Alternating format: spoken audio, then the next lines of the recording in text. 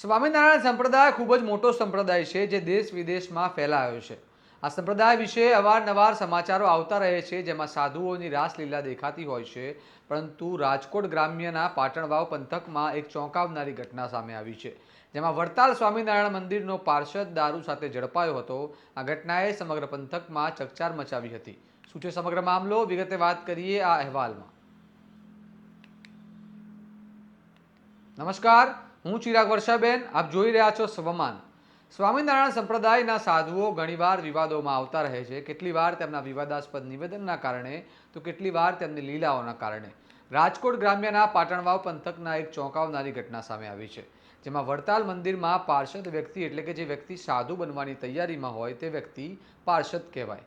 આ પાર્ષદ મયુર ભગત ઉર્ફે પરેશ ત્રિવેદી હતો, જે દારૂની બોટલો લઈને બાઇક પર પૂરપાટ ઝડપે જઈ રહ્યો હતો અને પોલીસે તેમને રોકતા તેની તપાસ કરી તો તેની પાસેથી વિદેશી દારૂની સીલપેક અને ખાલી બોટલો મળી આવતા મામલો ખૂબ ગંભીર બન્યો હતો।